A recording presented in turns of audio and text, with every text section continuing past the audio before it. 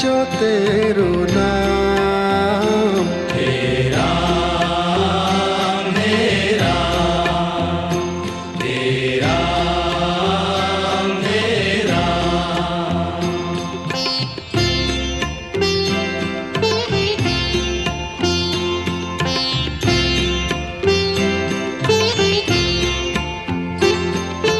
तू ही माता तू ही पिता है, तू ही माता तू ही पिता है, तू ही माता तू ही पिता है, तू ही माता तू ही पिता है। तू ही तो है राधा का श्याम। हे राम हे राम हे राम हे राम।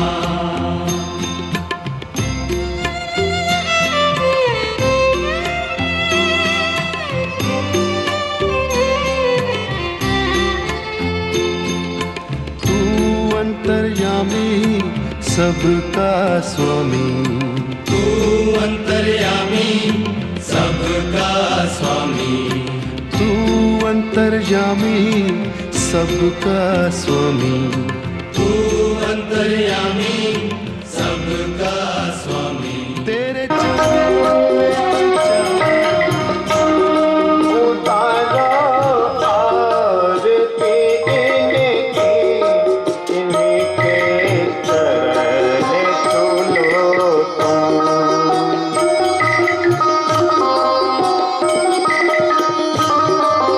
मेरे हार पहनाओ, मेरे गुरुदेव आए।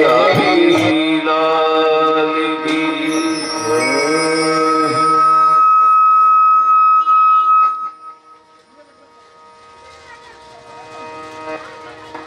बोलिए श्रीमद्भागवत महापुराण की।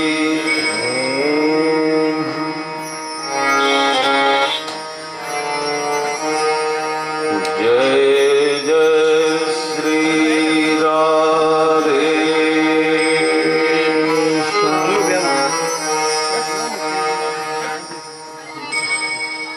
सभी भक्त अपने अपने स्थान पर खड़े हो जाएं और भागवत भगवान की प्रथम आरती करें। देखो अभी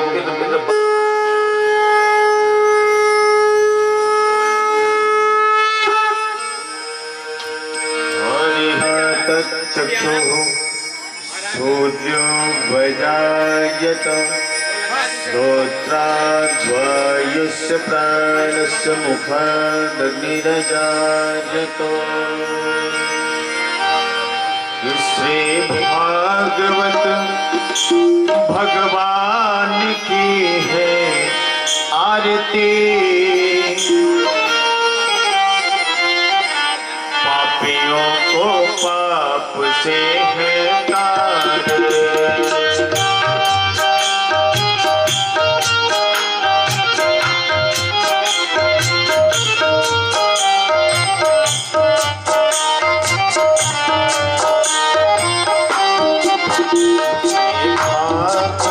भगवान की है आरती।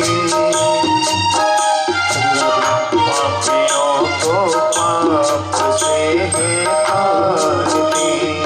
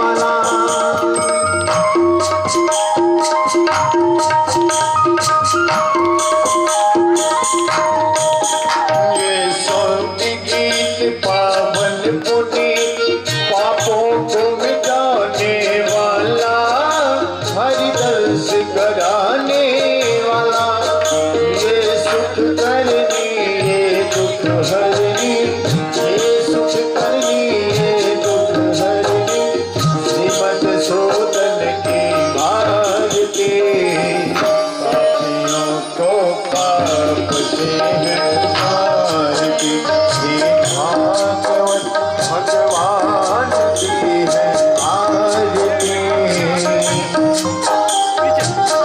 पापियों को पाप से है तारती।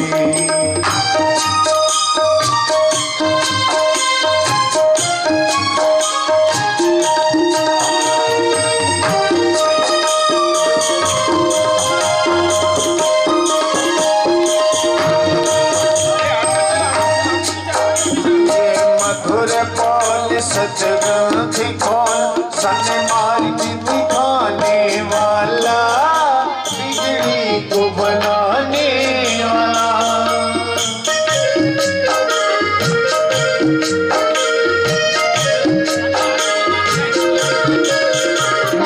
मधुर पौल सतग्रंथ कौन, सन्मार्ग दिखाने वाला, बिगड़ी को बनाने वाला, श्री राम यही घनश्याम यही।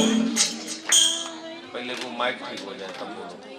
बोलो ना, बोल तो बंद क्यों कर दिए? बोलो बोलो यार, बोलिए आप लोग। आप बोलो, क्या हुआ? बोलो ना। श्री राम यही घनश्याम यही, श्री राम यही घनश्याम यही, प्रभु के महिमा की आरती, पापियों को पाप से है आरती, श्री भागवत भगवान की है आरती, पापियों को पाप से है बोले वृंदावन में हरिलाल की जय। जय जय श्री राधेश्याम, जय जय श्री सीताराम।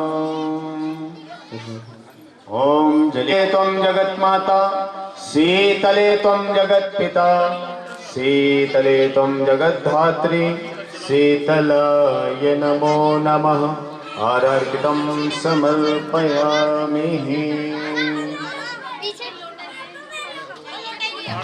आपके पास यही उनका समय आप आ जाएंगे। हमारी माला आई है।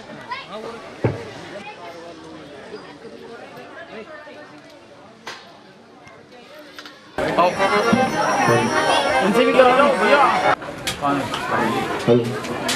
ओम नमो ब्रह्मण्यदेवाय परमहंसाय, सुगंधिनी मालित्यादीनि विप्रभूमया हतानि पुष्पाणि, पूजार्थं प्रतिगृहीतामः, पुष्पं पुष्पमालां समर्पयामि। बोले भागवत भगवान की जय। जय श्री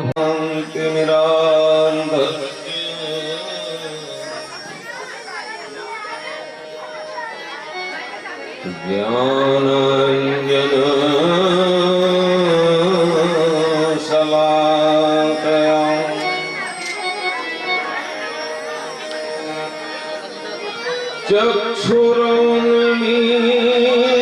चक्षुरुन्मीलितं येन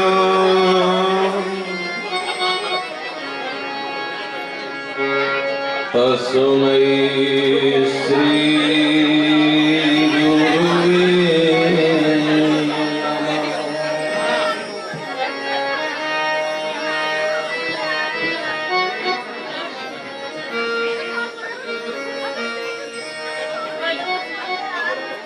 कृष्णाय वासुदेवाय हरे परमात्मने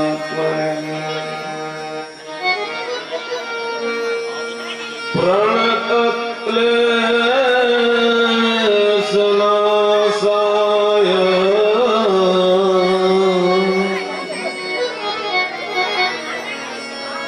गोविन्दाय नमो नमः।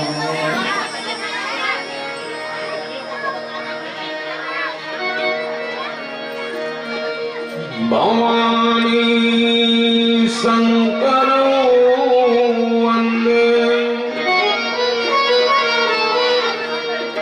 श्रद्धा विश्वास रूपिणो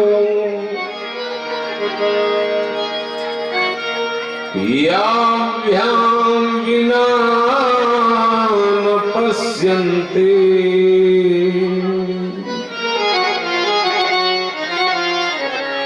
सिद्धा स्वान्तः स्तमीश्वरम्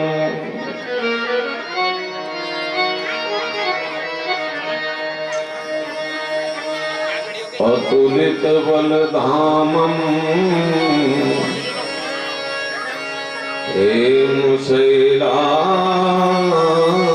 हेमशैलावदेहम्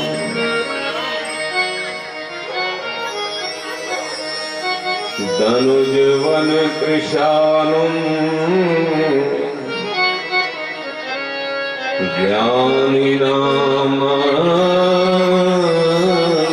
ज्ञानिनामग्रगण्यम्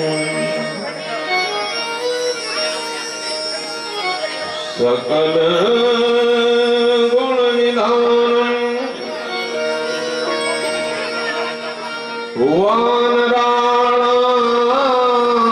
वानराणामधीशम्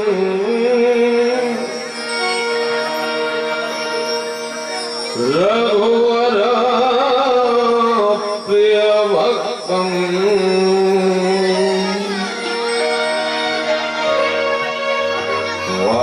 वातजातम् नमामि।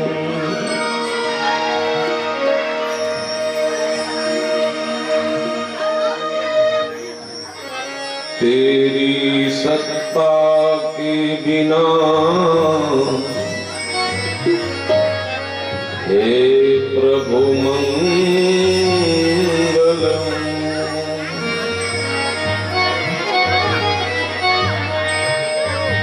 पत्ता तक हिलता नहीं,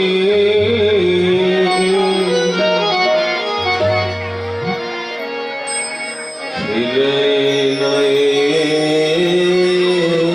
तो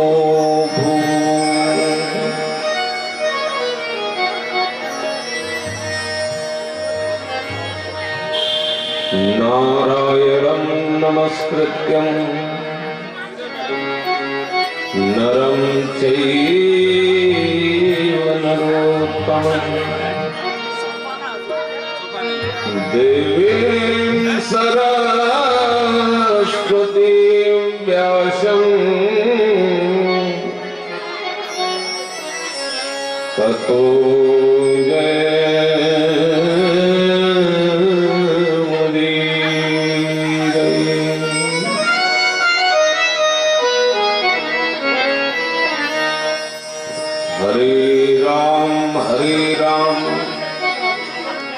राम राम हरे हरे हरे कृष्ण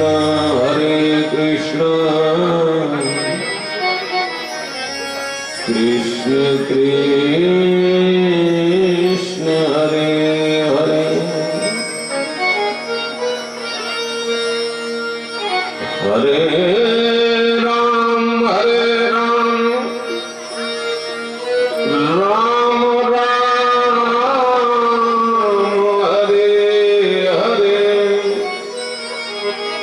हरे कृष्ण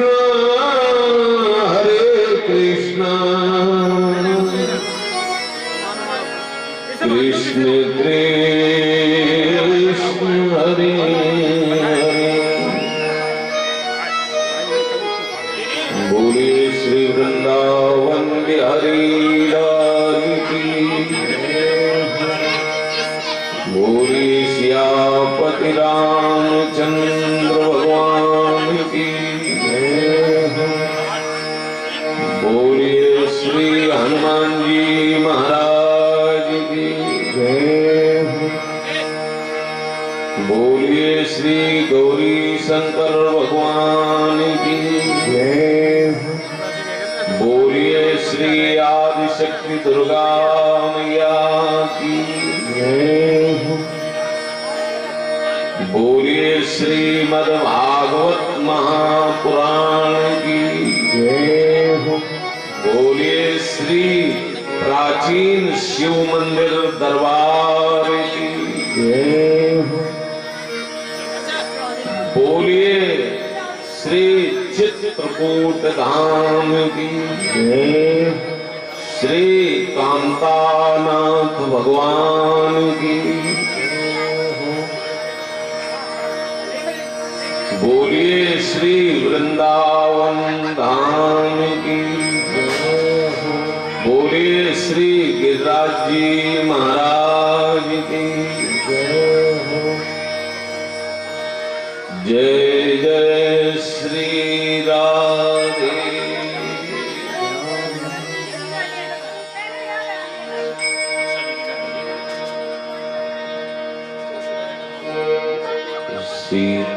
सीताराम जय सीताराम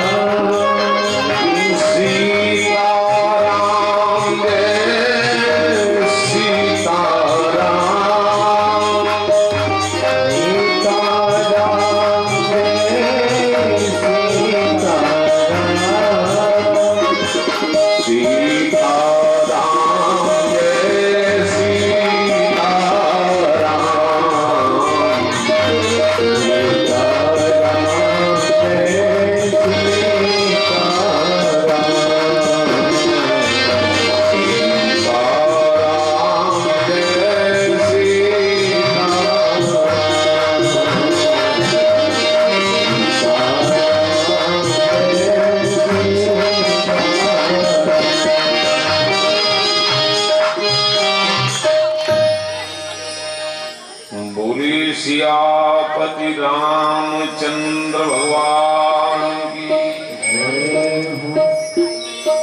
बोले श्री हनुमान जी महाराज की। जय जय श्री राधे।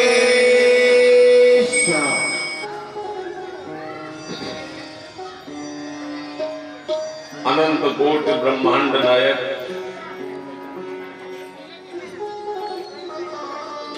करुणा वरुणालय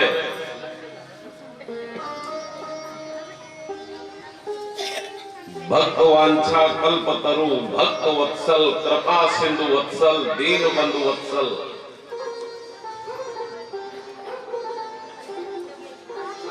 परम पिता परमात्मा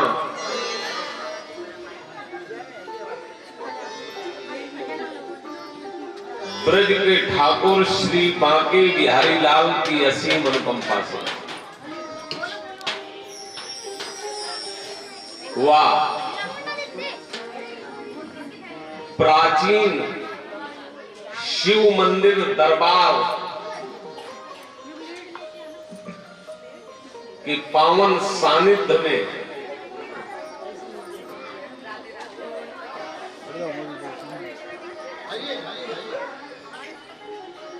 आप सभी भक्तों के सहयोग से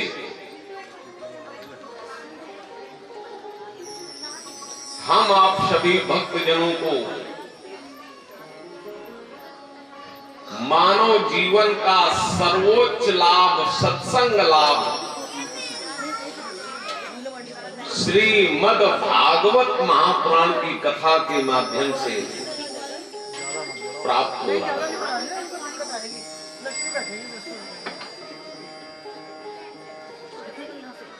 इस कार्यक्रम के आयोजक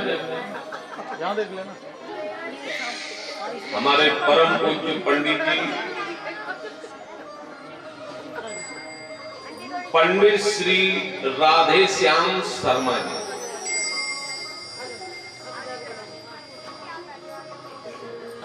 एवं इस कार्यक्रम का कुशल संचालन कर रहे हमारे पंडित जी के सुपुत्रगण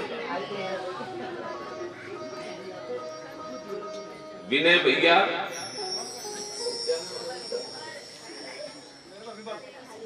आप तो विमल बोल गए, उनका छोटे वाले ये तो और पूरन, हाँ विमल भैया पूरन भैया व केशव भैया।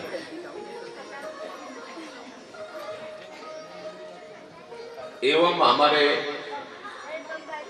यमुना पार से पधारे हुए परम पूज्य पंडित जी आचार्य जी,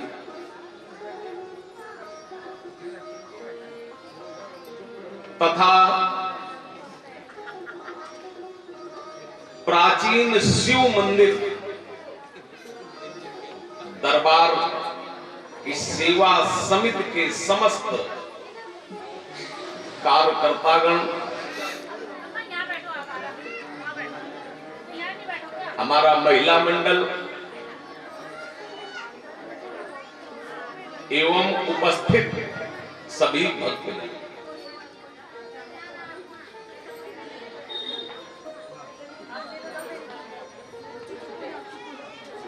देखिए जिस समय इस जीव पर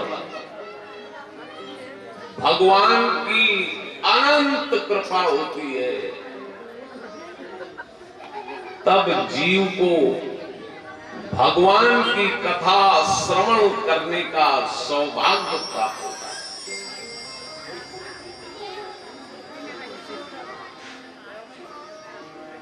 हाँ, ये भागवत महापुराण की कथा जो है ये तो जीव को तभी श्रवण करने को प्राप्त होती है, बोले जन्मांतरे भवेत पुण्यम तदा भागवतम लभे।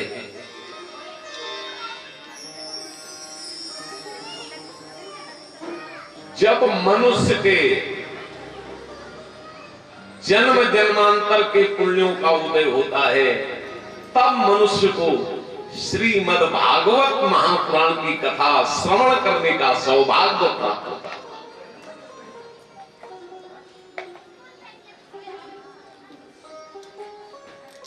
और ये हनुमान जी की बड़ी कृपा है। देखो, संसार का व्यक्ति अगर किसी पर प्रसन्न होता है तो वो प्रसन्न होकर क्या देता है? सांसारिक वस्तुएं देता है, भेंट करता है, ये लो ये लो। लेकिन जब हमारे श्री हनुमान जी महाराज प्रसन्न होते हैं तो वो भगवान के प्राण प्यारे भक्तों को भगवान की कथा देते हैं।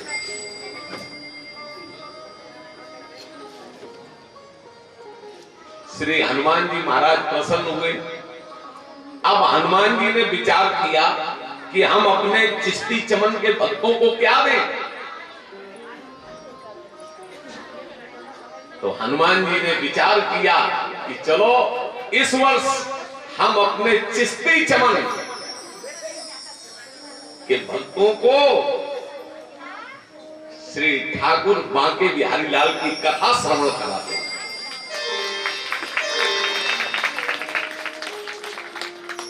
ये हनुमान जी की आप लोगों पर बड़ी कृपा है। हाँ,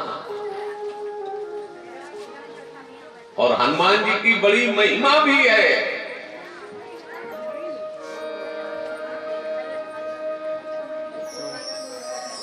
गुल्ले में कौन गया? वो कल वाली गुल्ले का, कल वाली गुल्ले का। अगर किसी के ऋणी है तो किसके ऋणी है? हाँ, कल वाली दी थी ना मैंने गुल्ली, व्हाइट वाली, वो श्री हनुमान जी महाराज के। लाओ ना, वो ये खराब है मेरी, काटता रहा है इसमें। भगवान श्री राम बोले ना हनुमान जी से, हे हनुमान, कि प्रति उपकार करो का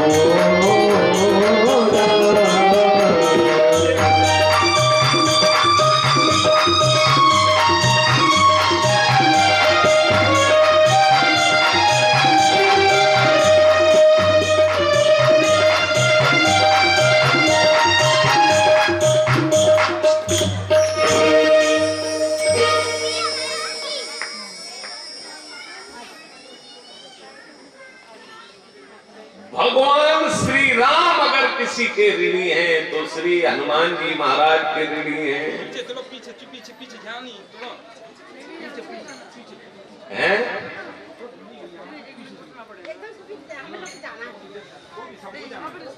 श्री हनुमान जी महाराज की बड़ी महिमा है।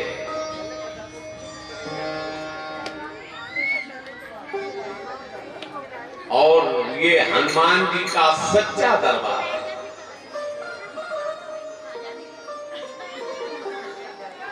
इस दरबार में दक्षिण मुखी हनुमान जी है।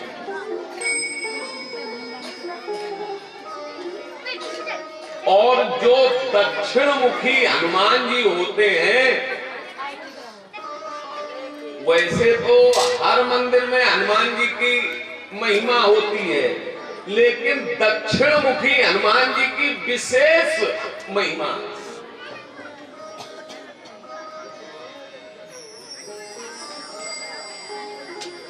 हमारे ज्योतिष शास्त्र में ऐसा वर्णन है कि किसी व्यक्ति पर अगर शनि की दशा चल रही है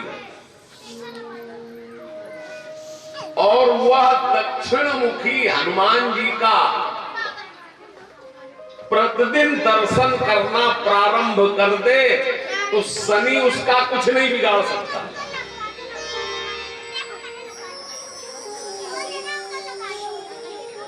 तो जो प्राचीन शिव मंदिर में हमारे श्री बालाजी महाराज का दरबार है, हनुमान जी का दरबार है, दक्षिण मुखी हनुमान जी, यहाँ के दर्शन करने का पुण्य ही बहुत प्राप्त होता है।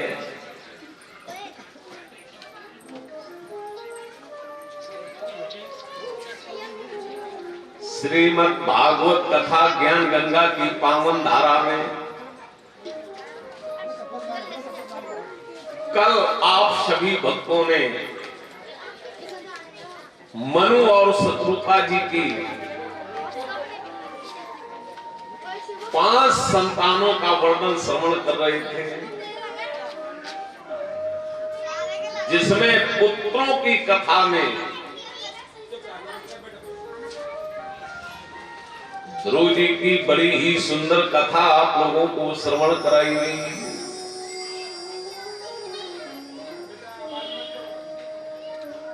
श्री ध्रुव जी महाराज ने 5 वर्ष की उम्र में 6 महीने कठोर तप करके भगवान का दर्शन प्राप्त किया।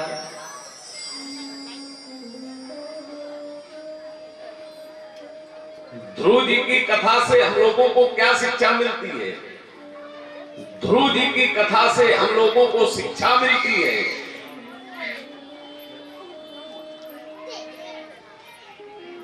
कि अगर हमारी श्रद्धा निष्ठा दृढ़ है, हम किसी कार्य को दृढ़ निश्चय के साथ अगर प्रारंभ करेंगे तो उसमें सफलता मिलती ही है।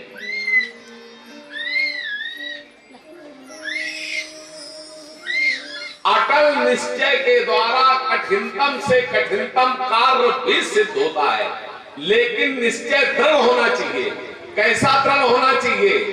कार्यम साधयामि वा शरीरम पातयामि, कार्य को सिद्ध करूंगा और नहीं तो मैं अपने प्राण छोड़ दूंगा। और अगर ऐसा दृढ़ निश्चय है तो कोई भी कार्य आप करेंगे आपको उसमें सफलता प्राप्त होगी।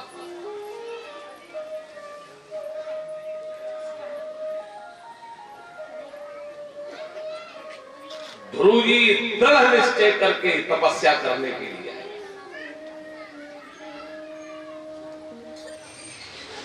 हम लोगों को दृढ़ निश्चयी होना चाहिए।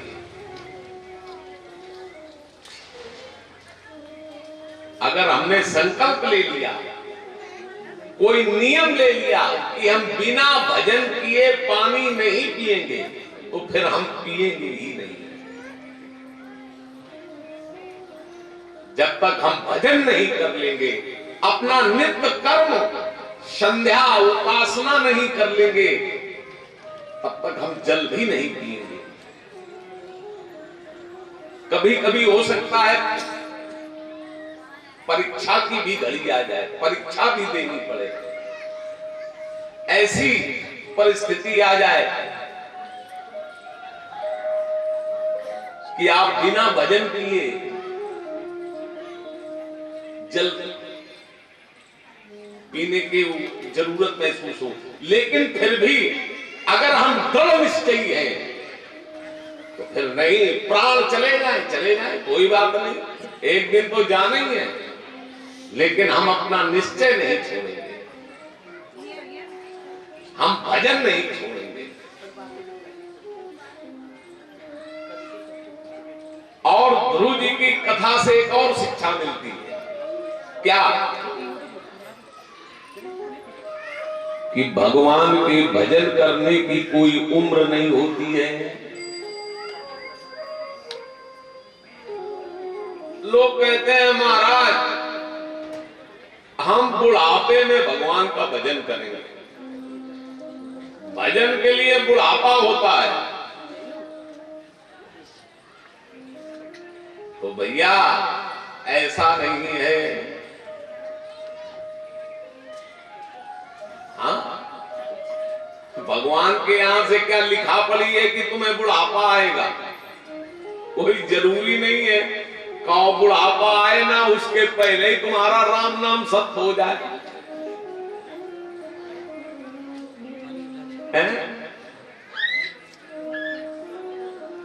भगवान का भजन बचपन से ही करना चाहिए।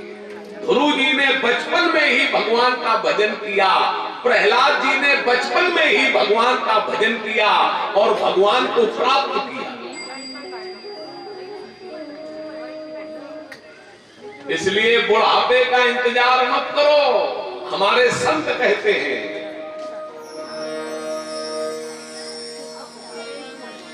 कि रे मन हरि का भजन कर,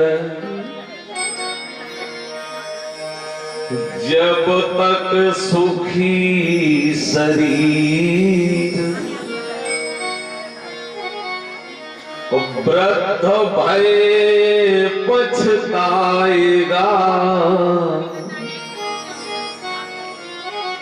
जब हाड़ हाड़ में कीर।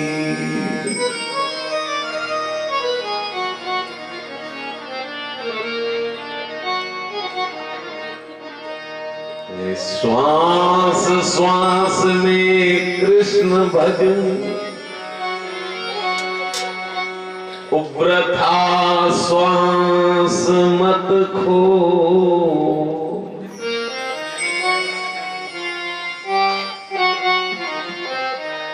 ना जाने इस श्वास का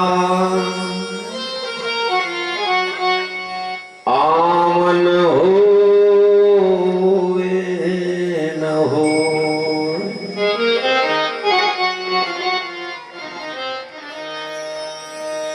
कोई नहीं जानता है।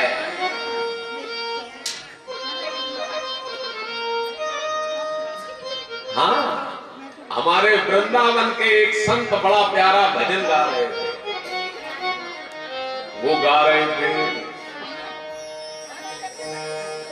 कि बीत जाए न सारी उमरिया,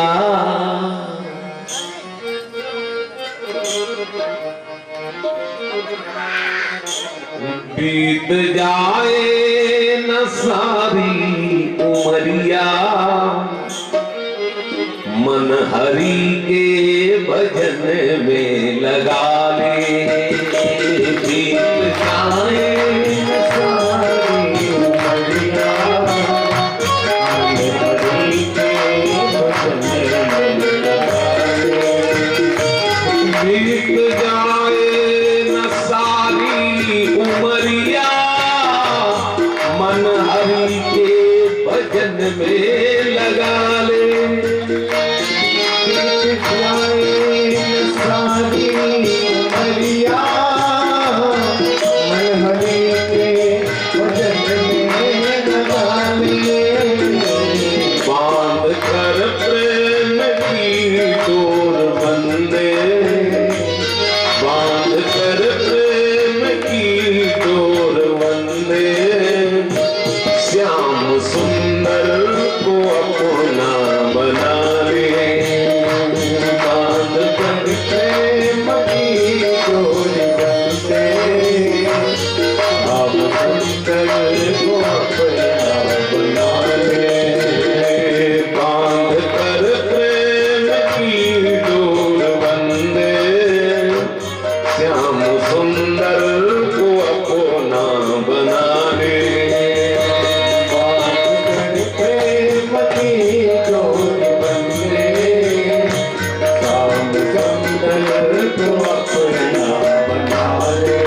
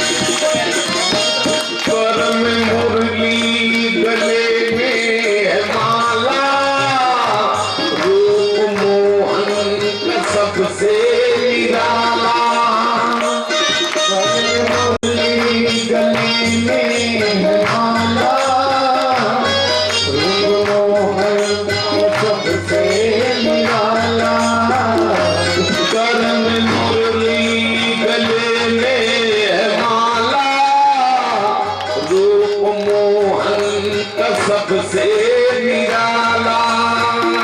स्वर में मुरली गले में है माला, लोक मोहन सबसे निराला। तुझको मुरली मनोहर मिले, तुझको मुरली मनोहर मिले,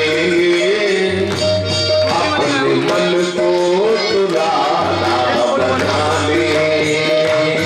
तुझको मुरली मनोहर मिलेंगे, अपने मन को तू राधा बना ले। तुझको मुरली मनोहर मिलेंगे, अपने मन को तू राधा बना ले।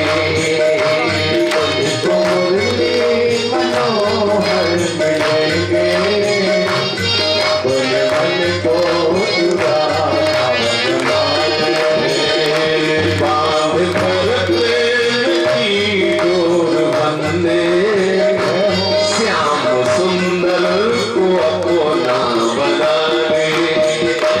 बांध कर प्रेम की डोर बंधे, श्याम सुंदर को अपना बना ले।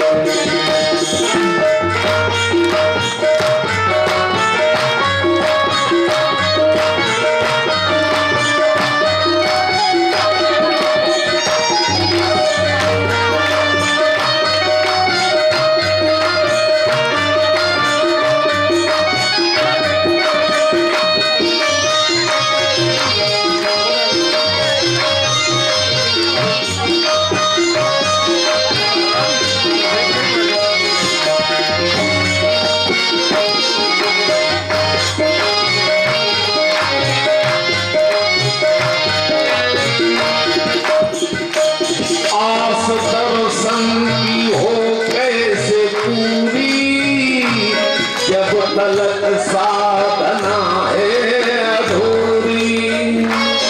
आस दर्शन की हो कैसे पूरी, जब तलक साधना है अधूरी।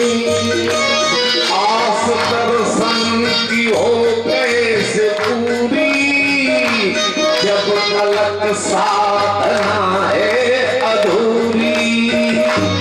आस दर्शन की हो कैसे पूरी, जब तलक साधना है अधूरी।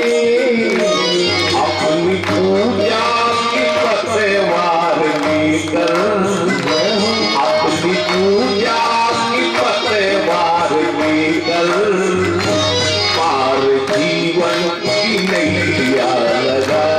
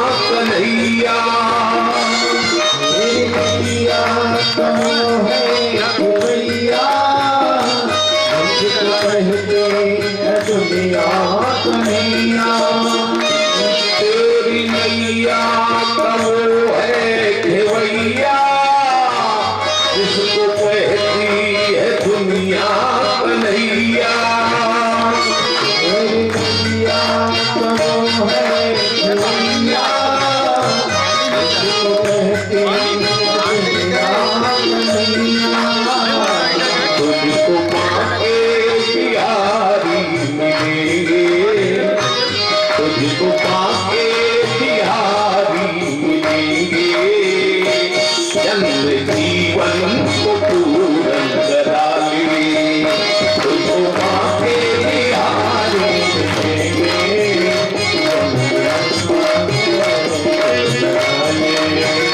तुझको पाके बिहारी मिलेंगे जन्म जीवन को पूरन करा ले तुझको पाके बिहारी मिलेंगे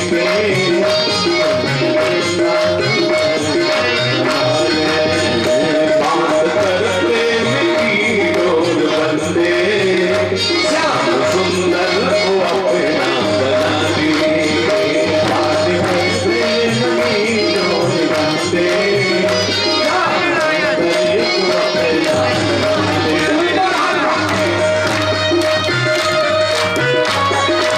जय हो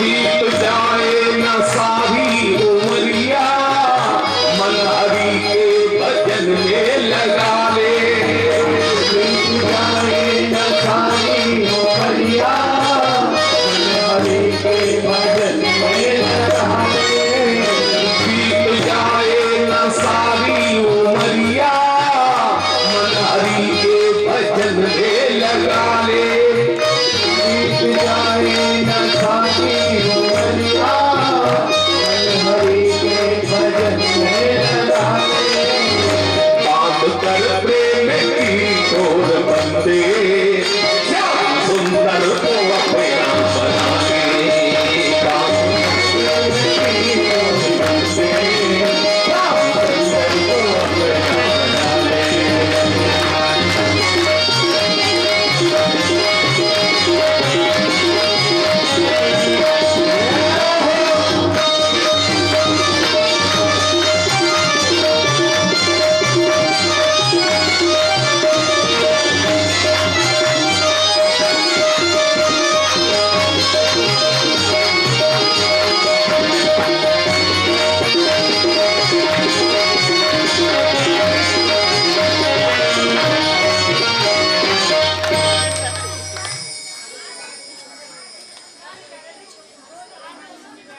बीत जाए न सारी उमरिया मन हरि के भजन में तो हम लोग मानव जीवन का जो सर्वोच्च लाभ है भजन के लाभ से कहीं हम वंचित न रह जाएं इसलिए भैया विलंब मत करो लग जाओ भगवान के भजन में दृढ़ संकल्प ले लो कि अब लो न सानी अब ना न संयम जैसे ध्रुव जी ने दृढ़ संकल्प लेकर के भगवान का भजन किया और ये कथा गुरु जी का चरित्र कल विस्तार पूर्वक सुन चुके अब मैं दोहराना तो है नहीं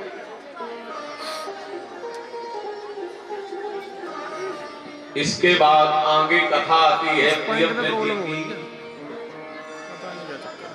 परीक्षित जी सुखदेव जी से प्रश्न करते हैं गुरुदेव वो तो टाइट है ज्यादा टाइट है लूज थोड़े नहीं फिर भी देख चेक करेंगे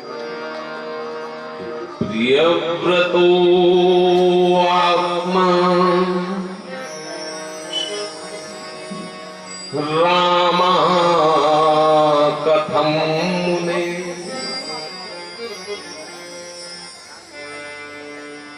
गृह रमत यन्मूला कर्म बंधा पराभवा।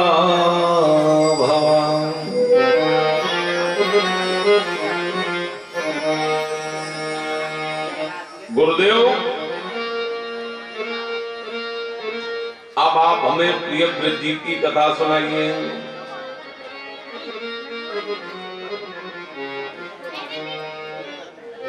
जिनके बारे में हमने ऐसा सुना है कि प्रियव्रत जी ने गृहस्थ आश्रम में रह करके भगवान का भजन किया और भगवान को प्राप्त किया।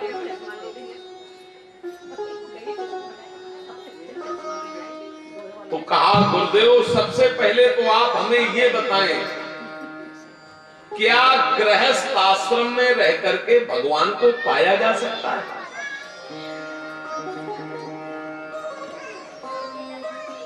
सुखदेव जी बोले, हाँ राजन।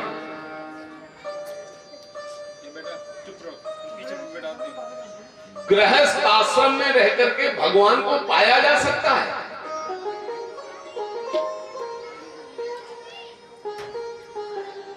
गृहस्थ आश्रम में रहना ये कोई बुरी बात नहीं है।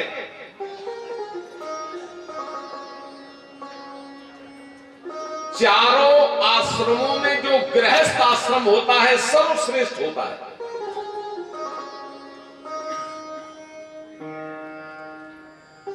चार आश्रम होते हैं, ब्रह्मचर्य, गृहस्थ, वानप्रस्थ और संन्यास। और सभी में श्रेष्ठ है गृहस्थ आश्रम। क्यों?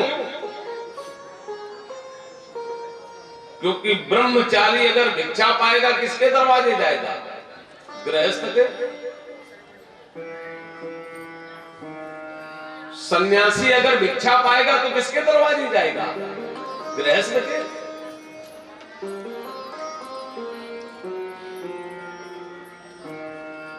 इसलिए राजन, ये जो गृहस्थ आश्रम है सर्वश्रेष्ठ है। गृहस्थ आश्रम में रहकर के भगवान को पाया जा सकता है। लेकिन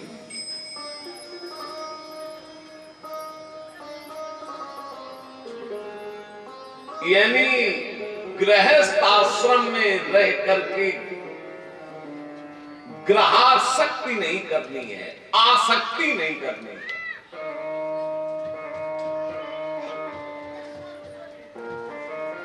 गृहस्थ होना बुरा नहीं है, ग्रहासक्त होना यह बुरा है।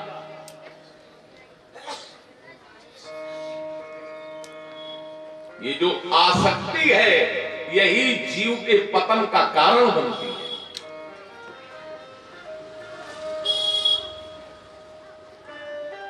जिस घर को हम लोग कहते हैं ना ये घर मेरा है, ये घर हमारा नहीं है, हमारे पहले किसी और का था और हमारे बाद किसी और का होगा। हमारा नहीं है, हमारे लिए है, ऐसा मानकर रहो।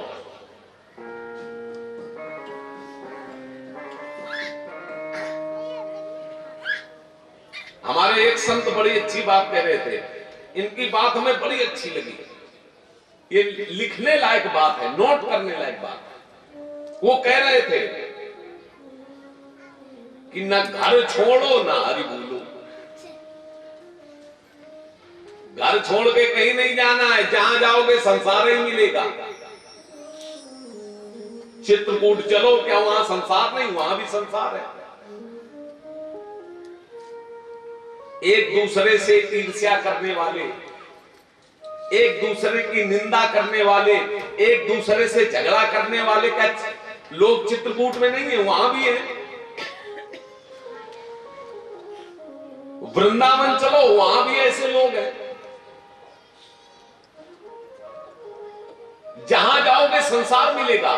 तो वो संत कह रहे थे कि न घर छोड़ो न हरि भूलो, न घर छोड़ो न हरि भूलो, कर्म कर जिंदगानी में और रहो जगत में तुम ऐसे, कमल जो रहता पानी में।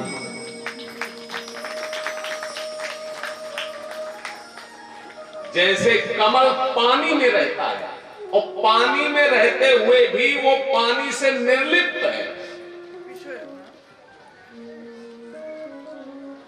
कितना भी पानी बढ़ जाए, कितना भी पानी बढ़ जाए, लेकिन कमल जो है उसमें लिप्त नहीं होता।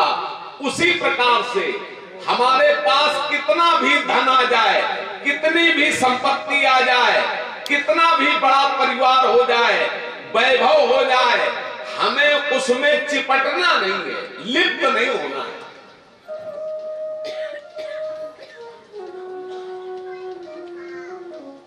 आसक्ति नहीं करनी है बस।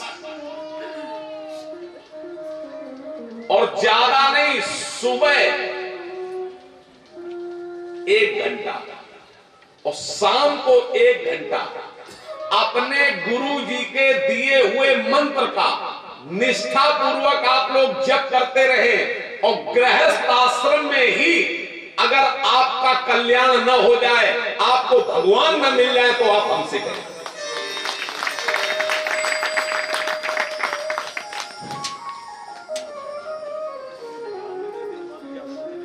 भैया, कलयुग में भगवान की प्राप्ति बहुत सरल है। सतयुग, त्रेता और द्वापर में भगवान की प्राप्ति इतनी सरल नहीं थी, कठिन थी।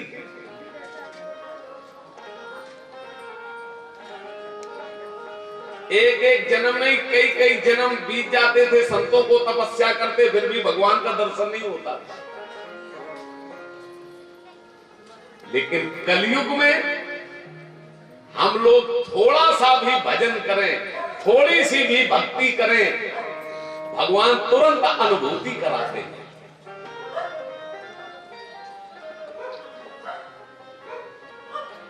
हमारे पुराणों में तो ये लिखा है कि सतयुग, त्रेता और द्वापर में संत तपस्या करते थे। किस लिए? कि मेरा जन्म कलयुग में हो जाए और कलयुग में हम भगवान का भजन करके भगवान को प्राप्त करें। क्योंकि कलयुग में जितनी सरलता से भगवान का दर्शन होता है, भगवान मिलते हैं, अन्य युगों में वो व्यवस्था नहीं है। ये हम अपनी ओर से नहीं कह रहे, प्रमाणित बात है। बाबा तुलसीदास जी श्री रामचरितमानस के उत्तरकांड में लिखते हैं,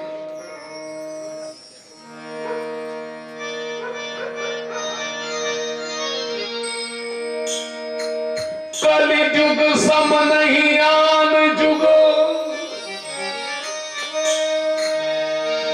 जो नर कर विश्वास,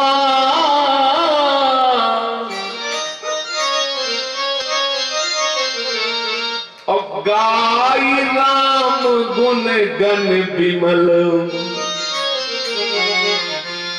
भावतर बिनहि प्रयास। केवल हम लोगों को विश्वास हो और विश्वास के साथ हम भगवान का भजन करते रहे, तो यही शरीर हमारा अंतिम शरीर होगा। फिर हमें किसी मां के गर्भ में दोबारा नहीं जाना पड़ेगा। हाँ, फिर हमें संसार के दुख नहीं झेलने पड़ेंगे। केवल विश्वास करके एक बार अपने गुरु जी के दिए हुए मंत्र का खूब जप करो। और जिन लोगों ने दीक्षा नहीं ली है, मंत्र नहीं लिया है, वो श्री सीताराम नाम का जप करें, इसी से कल्याण हो जाए। विश्वास रखिए, श्री सीताराम नाम। राम सकल नामन ते अधिका। ये जो श्री सीताराम नाम है ना, ये सभी नामों में श्रेष्ठ है। मीरा ने भी इसी नाम का जप किया, भोले बाबा भी इसी नाम का जप करते हैं, कबीर दास जी ने भी इसी नाम का जप किया, तुलसीदास जी ने भी इसी नाम का जप किया, और स्वयं सूरदास ने भी इसी नाम का जप किया।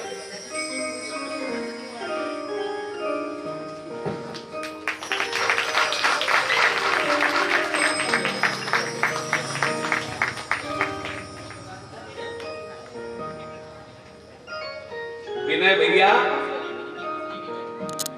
विनय,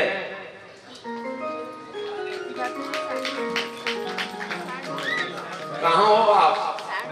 यहाँ व्यास गद्दी के पास गद्दा ठीक करो, नहीं तो गिर पड़ते हैं, भगत आते हैं जो।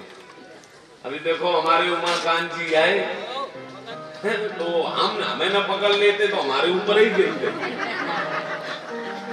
वो तो उस बच्चे ने हमें पकड़ लिया। यहाँ व्यवस्था देखो भाई।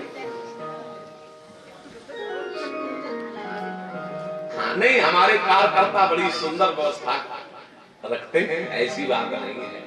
अब बड़ा कार्यक्रम है, कहीं न कहीं कमी थोड़ी न थोड़ी रह जाती है। हाँ, बोले बांके बिहारी लाल की।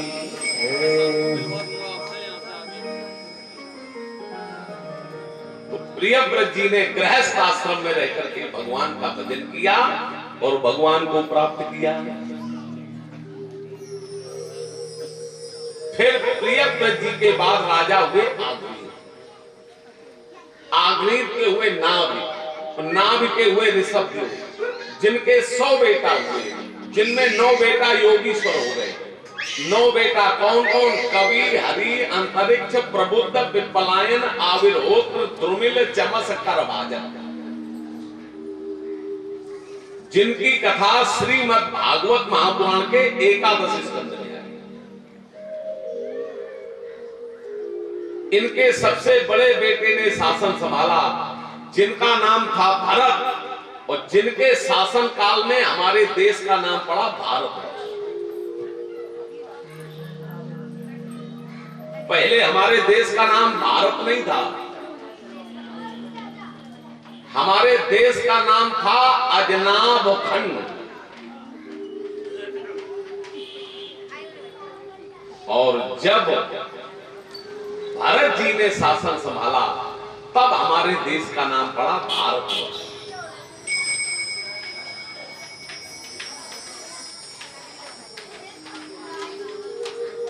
कितना प्यारा नाम है हमारे देश का, भारत, है ना? लेकिन आज हमारे समाज में जो ज्यादा पढ़े लिखे लोग हैं, उन्होंने देश का नाम ही बदल दिया। उन्हें भारत कहने में शर्म आती है, वो भारत नहीं बोलते हैं, क्या बोलते हैं? India, India, India. ये इंडिया माने क्या होता है? भारत कहना चाहिए, भारत।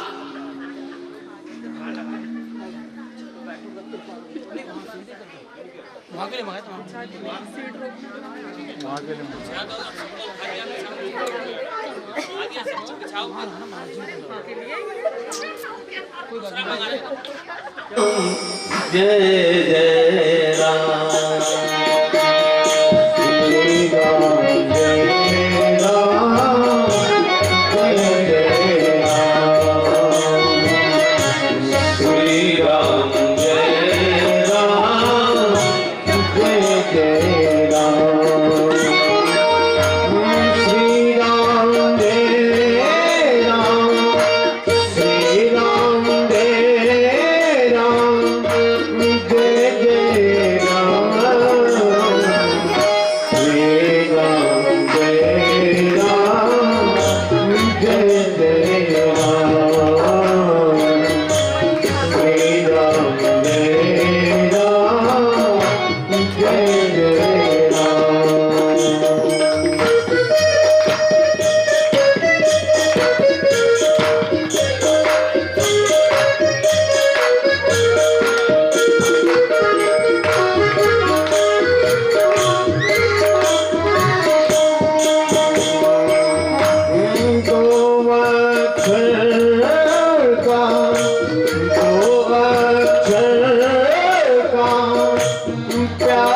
सनाम श्री राम जय राम जय जय राम श्री राम जय राम जय जय राम।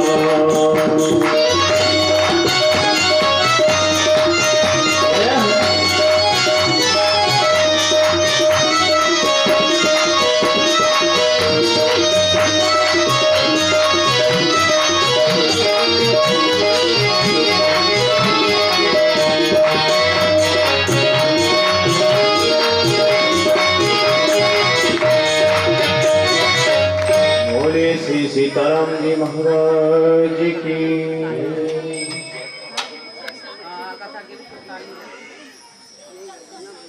बोले श्री बालाजी महाराज की। बिठाओ भाई, इनको भी बिठाओ, वहां जगह है नहीं, जबरदस्ती कर रही है।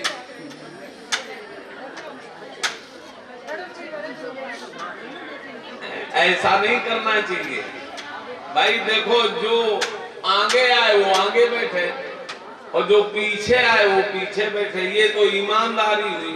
अब ये नहीं कि आ तो रहे हैं आप 3:30 बजे, आगे आके बीच में गड़बड़ कर रहे हैं। कथा में विक्षेप भी हो रहा है। आप लेट आ ही रहे हैं और दूसरे को कथा सुनने नहीं दे रहे हैं, उनको विक्षेप हो रहा है। हमें भी कथा सुनाने में विक्षेप हो रहा है। तो भाई आप नियम के अनुसार चलिए, पीछे आइए तो पीछे बैठिए, आगे आइए तो आगे बैठिए। इसलिए निवेदन है, अब कोई बीच में अतिक्रमण न करे। बोली बांके बिहारी लाल की जय जय श्री राधे।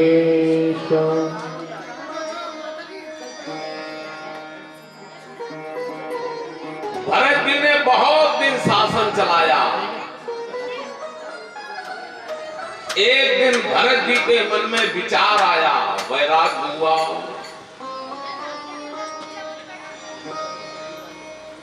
क्या विचार आया?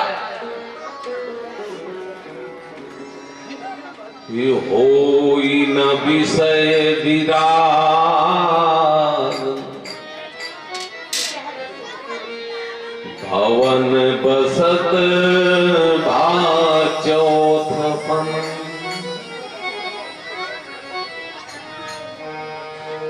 हृदय बहुत दुखला,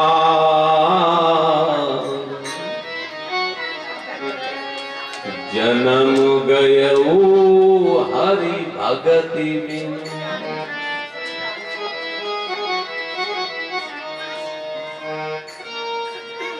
भरत जी के मन में विचार आया कि हमें विषयों से वैराग्य नहीं हो रहा है। भवन बसत बात चौथपन, हमें भवन में रहते हुए चौथापन आ गया।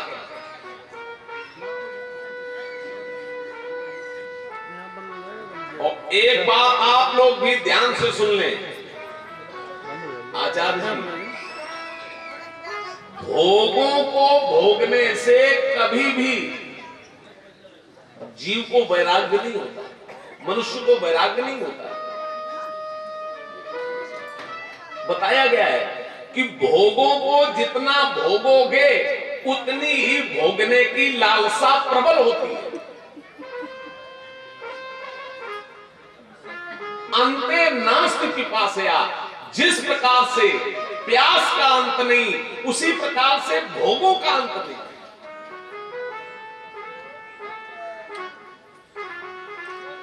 आग में जितनी ही घी की आहुतियां डालोगे उतनी ही आग और प्रचंड होगी।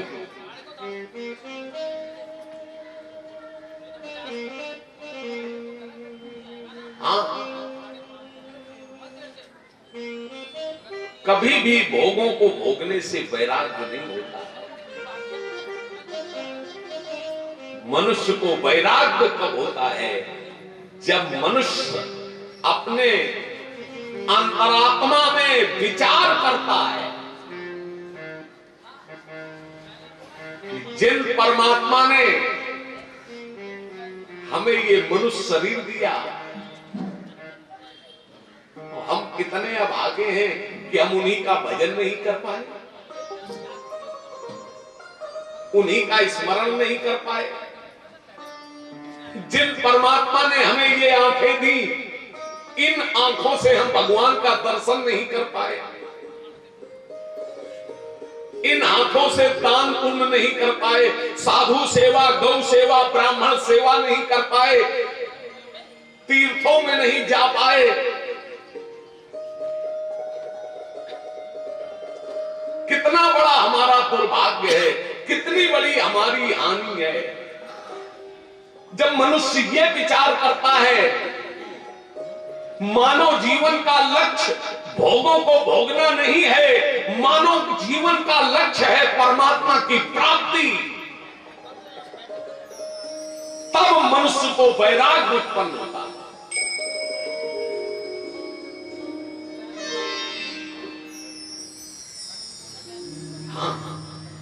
और मनुष्य शरीर लेकर के अगर हम भगवान का भजन नहीं कर पाए, तो हमारे संत श्री सूरदास जी महाराज एक भजन लिखते हैं, 2 लाइनें गाएंगे बस। सूरदास जी महाराज लिखते हैं कि अब ना बनी तो फिर ना बनेगी, अब ना बनी तो ना बनेगी, अब ना बनी तो फिर कब बनेगी, अब ना बनी तो फिर कब बनेगी, अब ना बनी तो फिर ना बनेगी, अब ना बनी तो फिर ना बनेगी, अब ना बनी तो फिर कब बनेगी, अब ना बनी तो फिर कब बनेगी।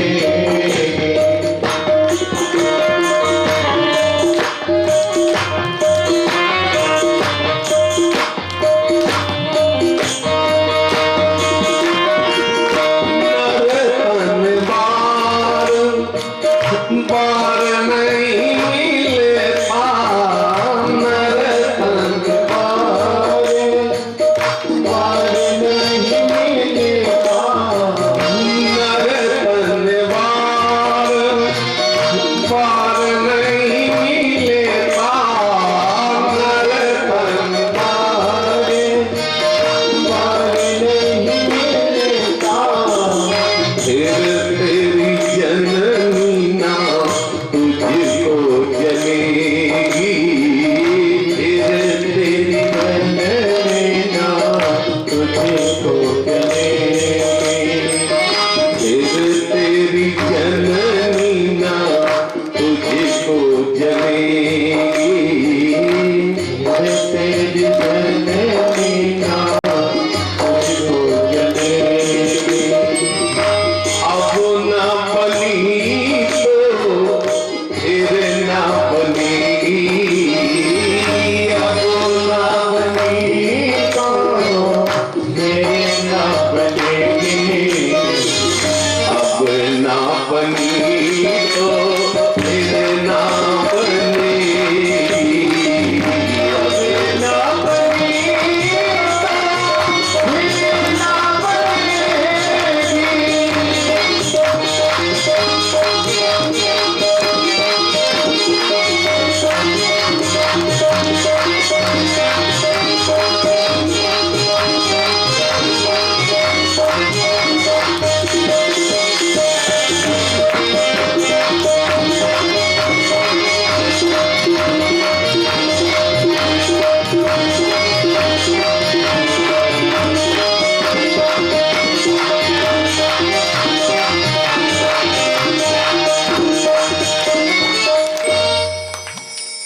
अब ना बनी तो फिर ना बनेगी। इसलिए ऐ चिश्ती चमन के भक्तों, चेत जाओ, अभी कुछ नहीं बिगड़ा है, अभी सब बन जाएगा। बस लग जाओ भगवान के भजन में, विलंब मत करो। अपने गुरु जी के दिए हुए मंत्र का ज्यादा से ज्यादा भजन करो, कल्याण हो जाएगा। भरत जी महाराज को वैराग्य हो गया और भरत जी महाराज जंगल चले गए और गंडकी गंगा के किनारे भरत जी घास फूस की झोपड़ी बनाकर रहने लगे और बस वहीं भजन करते हैं। गंडकी गंगा इस समय कहां है? नेपाल में। और गंडकी गंगा से ही शालिग्राम भगवान प्रकट होते हैं।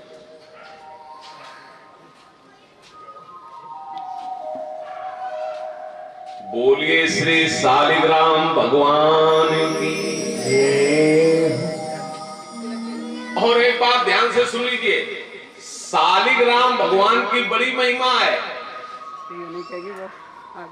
हमारे पुराणों में लिखा है कि जिस जगह शालिग्राम भगवान स्थापित होते हैं, शालिग्राम की बटरिया स्थापित होती है,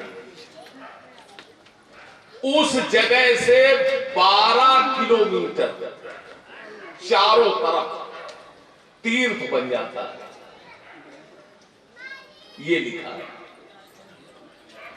और शालिग्राम भगवान की पूजा भी सबसे सरल है। हाँ, शालिग्राम भगवान को धो के पी लो और दिखा के खा लो। नहीं समझे? उनको स्नान कराओ, वो बन गया चरणामृत, से पान कर लो। और उनको जब भोजन करने बैठो तो बस भोग लगा दो, दिखा लो, बस प्रसाद बन गया, खा लो। और एक बात बताएं, जिसके घर में जो लोग प्रतिदिन भगवान का चरणामृत पीते हैं, चरणामृत लेते हैं, शालिग्राम भगवान को स्नान कराया जाता है, तुलसी माता भी उतारी जाती है, उसी में तुलसी मिला करके जो वो जल लेते हैं, चरणामृत पीते हैं, उनकी अकाल मृत्यु नहीं होती है। उस दिन के लिए तो वो अमर हो जाते हैं, उनकी अकाल मृत्यु नहीं होगी। इसीलिए हम तो ये कहते हैं, घर में जितने सदस्य हैं तो सभी को प्रतिदिन वो शालिग्राम भगवान को स्नान करा के वो तुलसी जो उतार के उसी में डाला, वो चरणामृत लिया करें। उस घर में रहने वाले जिसने जिसने उस दिन चरणामृत लिया है, उस दिन उसकी अकाल मृत्यु नहीं होगी। बताओ कितना लाभ है। और प्रतिदिन अगर आप लेते रहे, बिल्कुल निडर रहे, कुछ नहीं होगा आपको।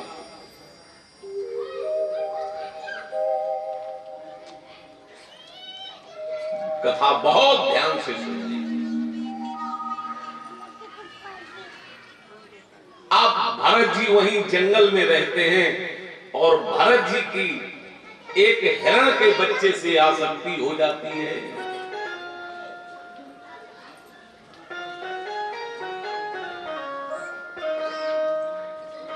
आसक्ति जो है ना, कहीं भी आसक्ति है। आसक्ति का नाम ही है आसक्ति, कहीं भी आ सकती है। अब तो भरत जी महाराज उसी हिरण के बच्चे का चिंतन करते हुए शरीर छोड़ते हैं।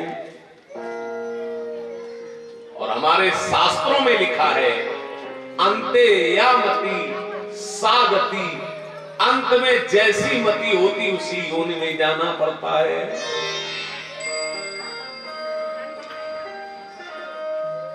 इनका अगला जन्म हिरण योनि में हुआ। इन्हें हिरण शरीर प्राप्त हुआ।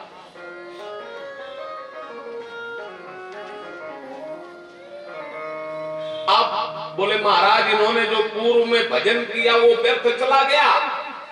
सुखदेव जी कहते हैं नहीं राजन, भगवान का भजन कभी व्यर्थ नहीं जाता है। पुण्य धर्म कभी व्यर्थ नहीं जाता है। कहते हैं ना पुण्य की जड़ पाताल में और पाप की जड़ अस्पताल में। पुण्य कभी व्यर्थ नहीं जाता है। बोले इन्हें लाभ क्या हुआ? बोले देखो ये हिरण योनि में है लेकिन इनको अपने अगले जन्म की पूरी याद है। एक दिन ये उछलते कूदते गंडकी नदी के किनारे पहुंच जाते हैं। इनको सब याद आ जाता है, यहां मेरी कुटिया थी, यहां हम स्नान करते थे, यहां भजन करते थे। तो ये हिरण शरीर में भी उसी प्रकार से प्रतिदिन गंडकी गंगा में स्नान करते हैं, गायत्री मंत्र का जप करते हैं, एकादशी का व्रत करते हैं।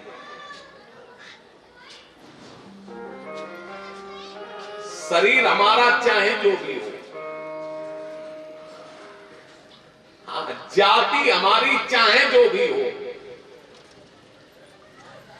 भगवान का स्मरण होता रहे, वही शरीर श्रेष्ठ है, वही जाति श्रेष्ठ है।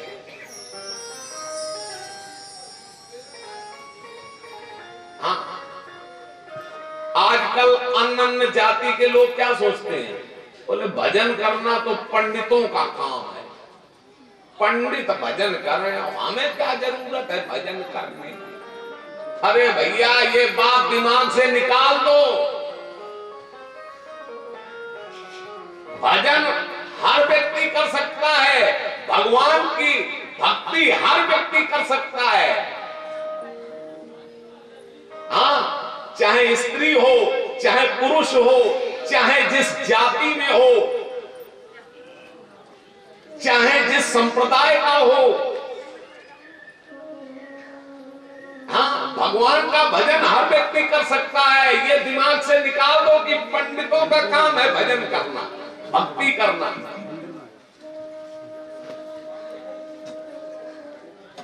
अब भरत जी हिरण बने, हिरण शरीर में खूब भजन करते हैं।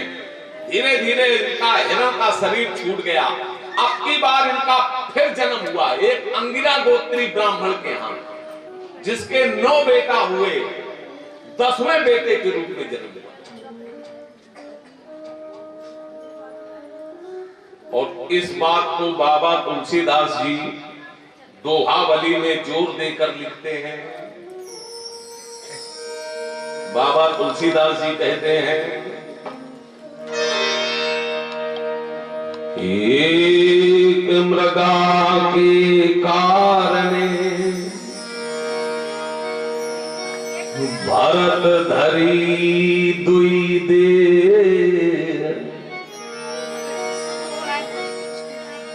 तुलसी उनकी कौन गति,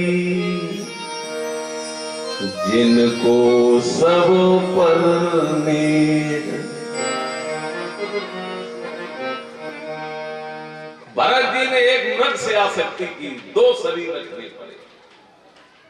अब बाबा तुलसीदास जी कह रहे हैं उनकी क्या दशा होगी? तुलसी उनकी कौन गति, जिनको सब पर नेह।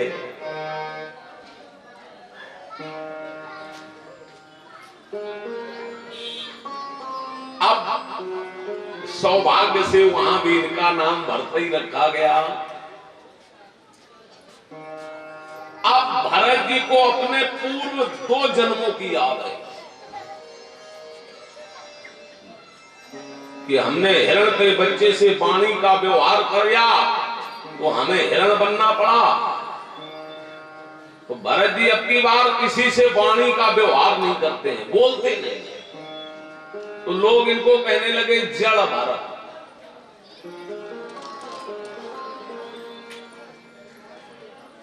अब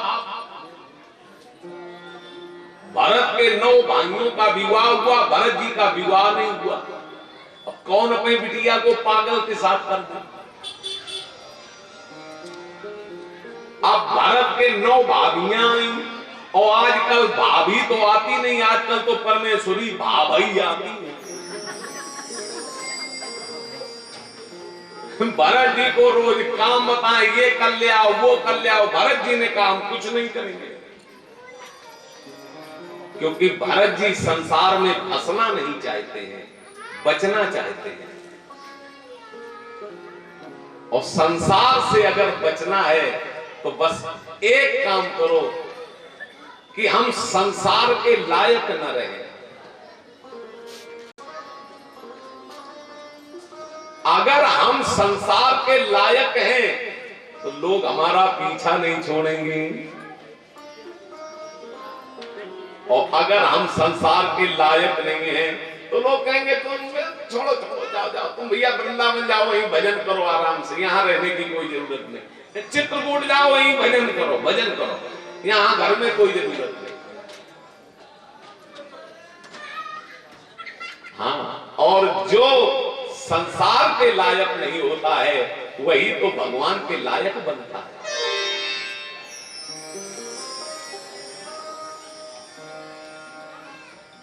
काम करो संसार का और मिलन चाहो करतार, और दो तुरंग पर चढ़ नहीं सकता एक सवार।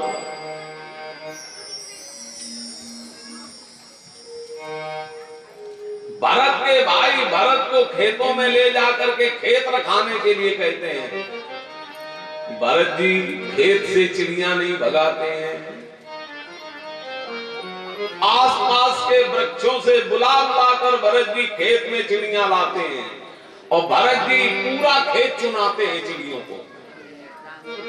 और चिड़िया जब चुनती हैं तो भरत जी खेत की मेड़ पर बैठ करके भजन गाते हैं। क्या कि राम की चिड़ैया ये रामों का खेत, राम की चिड़ैया राम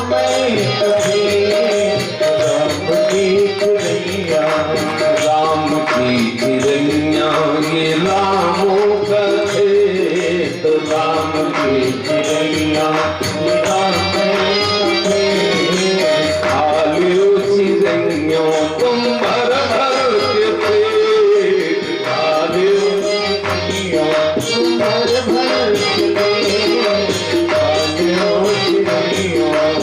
भर भर के पेट, राम की चिड़ैया राम की चिड़ैया।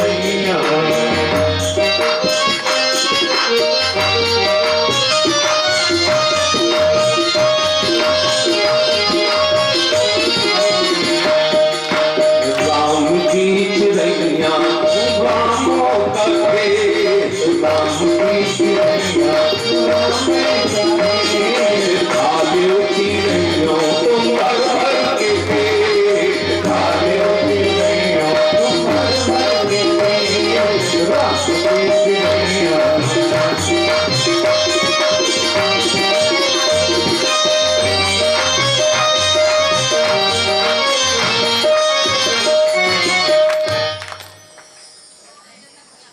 अब चिड़िया आती और खेत चुनती हैं। पूरा चिड़ियों ने खेत चुन लिया। इधर साझीदार का खेत था।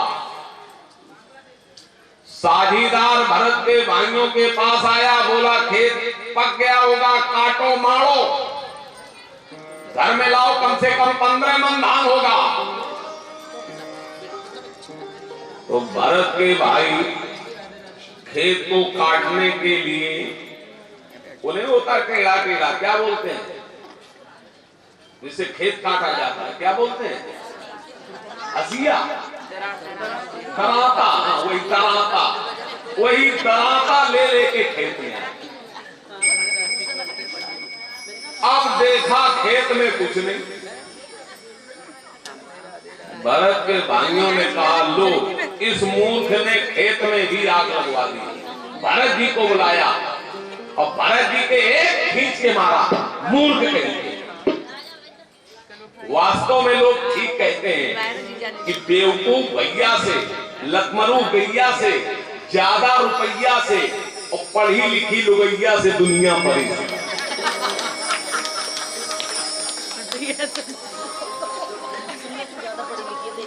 भरत जी बोले मुंह को मारते काय करो, तुमने कहा था कि खेत रखाओ, हम खेत रखाते रहे, मंगा लो रुचि से, नाप लो, ये कोई इनसे कम ज्यादा हो तो हमसे खाओ। भरत के भाई बोले बिल्कुल ही पगला है। भरत जी ने कहा देखो हमें मारो नहीं, खेत को काटो, मारो, उड़ाओ, अगर कम रह जाए तो हमसे कहो। तो भरत के भाइयों ने धान के खेत को काटा, मारा, उड़ाया और जैसे ही ढेर लगाया तो क्या हुआ कि काटत उड़ावत श्री मनोज जी न जान पर्यो,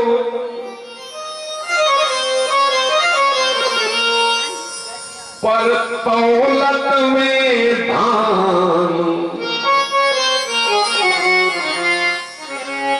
25.5 मन पायो है।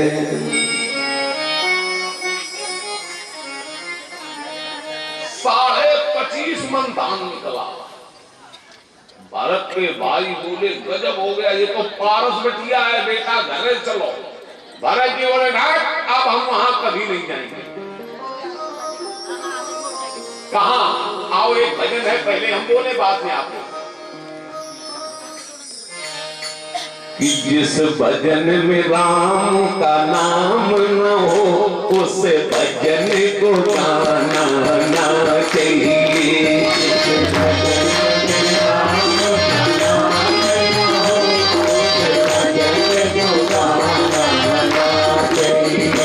जिस जगह पे अपना मान न हो, उस जगह पे जाना ना चाहिए।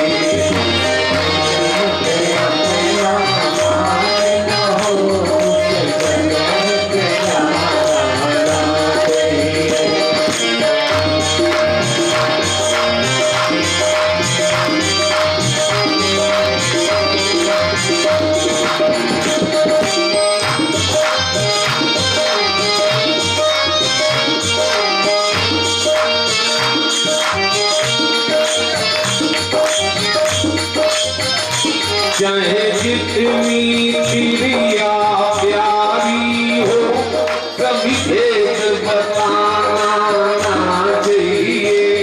जितनी प्रिया प्यारी हो, भेद बताना ना चाहिए। चाहे जितनी प्रिया प्यारी हो, भेद बताना ना चाहिए।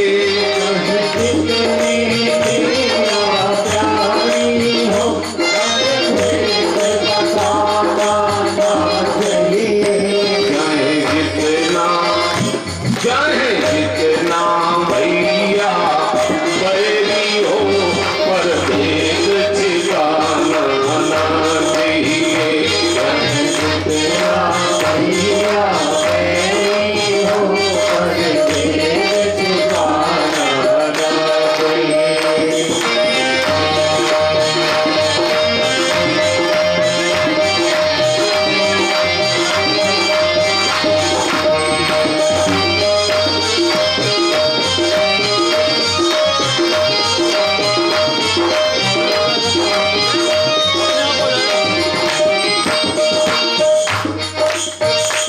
चाहे जितना बेटा प्यारा हो, कभी सिर पे बिठाना ना चाहिए।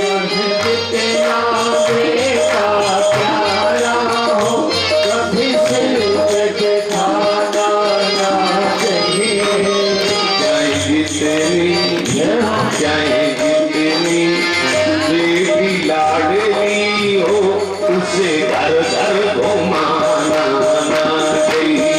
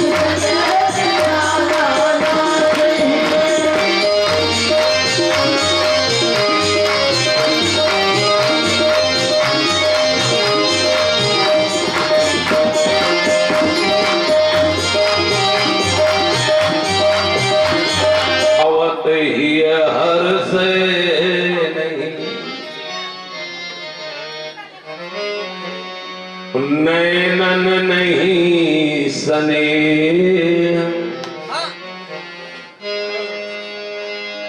ओ तुलसी तहां न जाइयो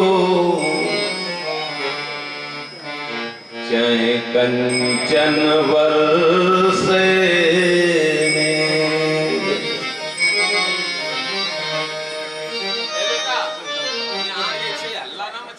छोड़ दिया, घर द्वार चले गए जंगल, और जंगल में जाकर के भरत जी का रघुगण से मिलन हुआ, और रघुगण को भरत जी ने उपदेश दिया। ये कथा विस्तार पूर्वक भागवत में आई है। इसके बाद में भागवत में भूगोल खगोल का वर्णन है। इसके बाद में अन्य अन्य कथाओं का वर्णन करते हुए श्री सुखदेव जी महाराज परीक्षित जी को प्रहलाद चरित्र की कथा सुनाते हैं।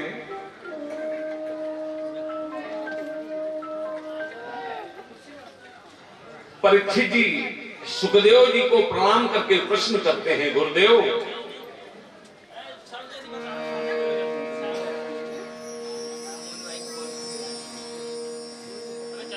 कि समाप्रिया सुभद ब्रह्मन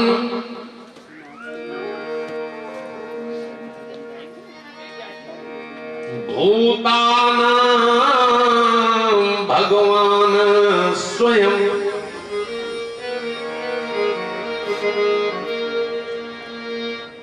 इंद्रस्यार्थे कथं दैत्याम्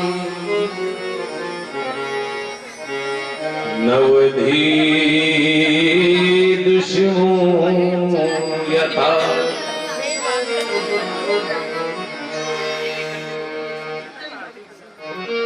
प्रश्न किया, गुरुदेव भगवान को सभी समान प्रिय हैं, चाहे देवता हो चाहे दैत्य हो। फिर भगवान के यहाँ ये गड़बड़ी कैसी? भगवान देवताओं को चाहते हैं, दैत्यों को नहीं चाहते हैं।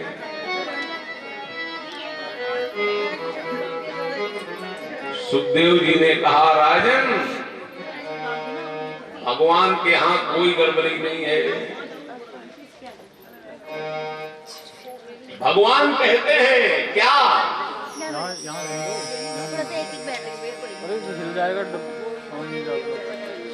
कि सब मम प्रिय सब मम उपजाए,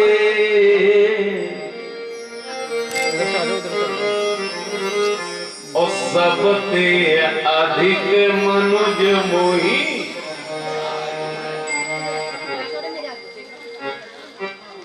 हमें सभी समान हैं,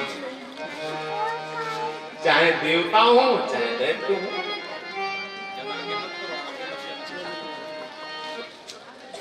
हाँ? अब भगवान कहते सब में हमें कौन प्यारा है? बोले सबसे अधिक मनुज मोही। भाई सब में भगवान को मनुष्य प्यारा है।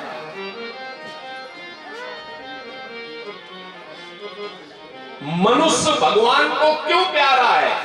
क्योंकि भगवान ने मनुष्य को विवेक दिया है। हमें क्या करना चाहिए, क्या नहीं करना चाहिए, हमें क्या बोलना चाहिए, क्या नहीं बोलना चाहिए, हमें कहां जाना चाहिए, कहां नहीं जाना चाहिए, हमें क्या खाना चाहिए, क्या नहीं खाना चाहिए, हमें क्या पीना चाहिए, क्या नहीं पीना चाहिए, इन सब की समझ भगवान ने मनुष्य को दी है। इसलिए भगवान कहते हैं मनुष्य हमें सब में प्यारा है।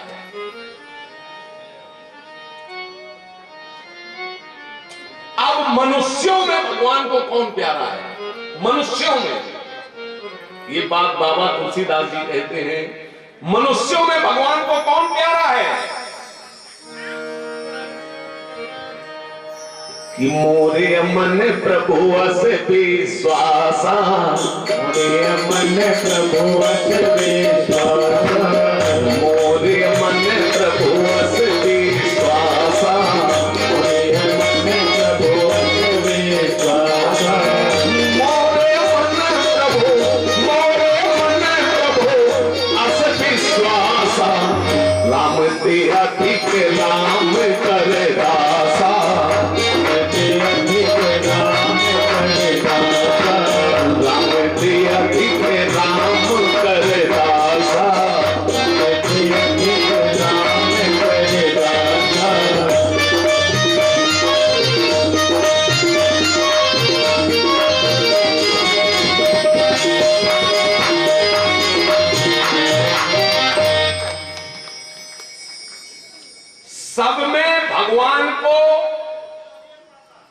मनुष्यों में भगवान को अपना भक्त प्यारा, राम ते अधिक राम कर दासा।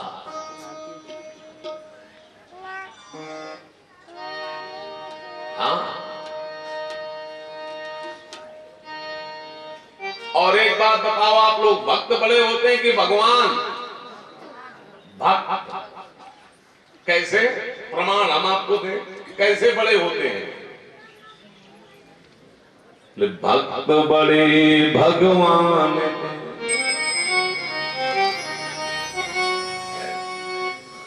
छोटे हैं भगवान,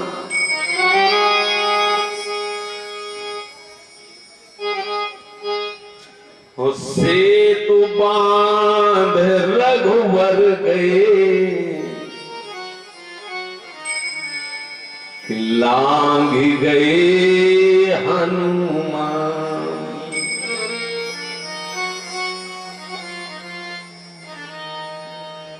राम जी जब लंका गए तो समुद्र पर पुल बनाना पड़ा, बोलो बनाना पड़ा कि नहीं? और हनुमान जी महाराज जब लंका गए तो लांग के चले गए और लांग के चले आए।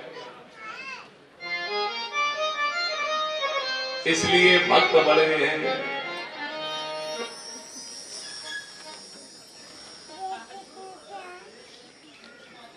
हाँ?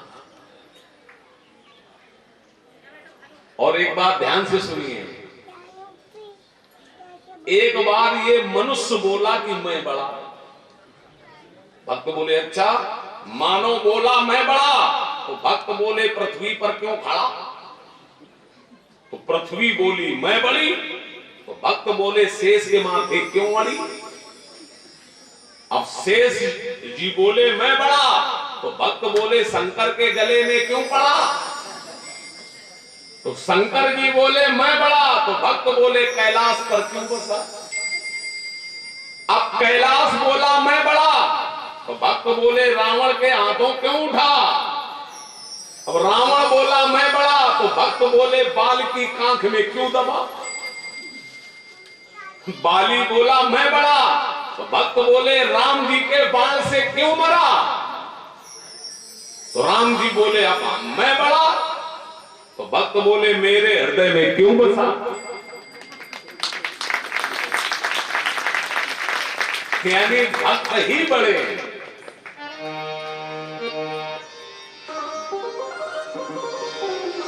और भगवान अपने भक्तों से बहुत प्रेम करते हैं। एक बार भगवान ने लक्ष्मी माता से कह दिया कि देवी एक बात याद रखना, तुम मेरी अर्धांगिनी जरूर हो, लेकिन जितना प्रेम हम अपने भक्तों से करते हैं उतना प्रेम हम तुमसे भी नहीं करते।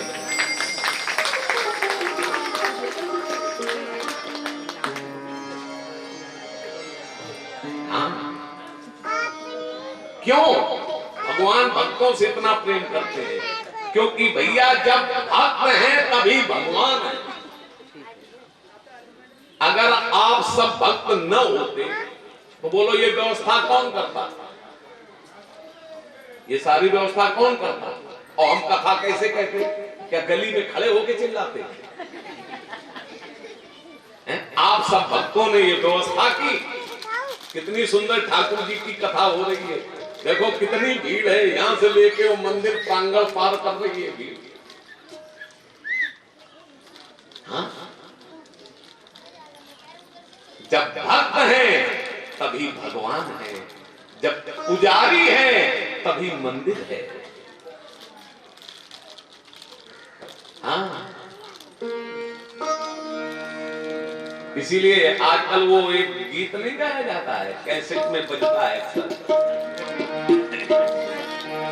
कि भगत के बस में है भगवान, भगत के बस में है भगवान, भगत के बस में है भगवान, भगत के बस में है भगवान, भगत के बस में है भगवान, भगत के बस में है भगवान।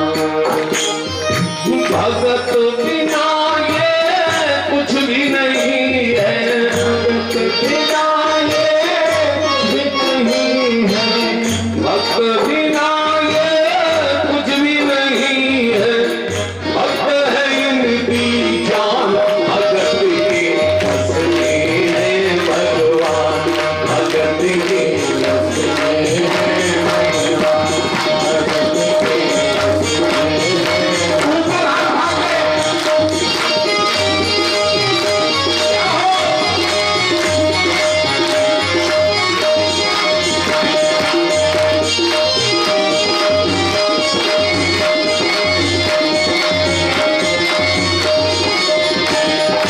भगत बिना ये कुछ भी नहीं है, भक्त बिना ये कुछ भी नहीं है, भक्त है इनकी जान, भगत की असली है भगवान, भगत की असली है भगवान।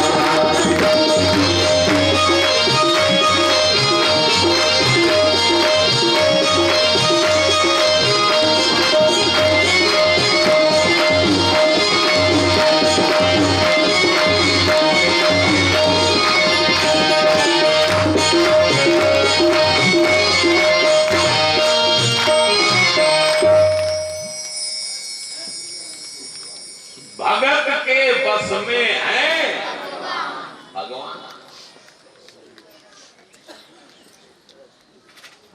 जानते हैं आप लोग भगवान अपने भक्तों को क्या देते हैं?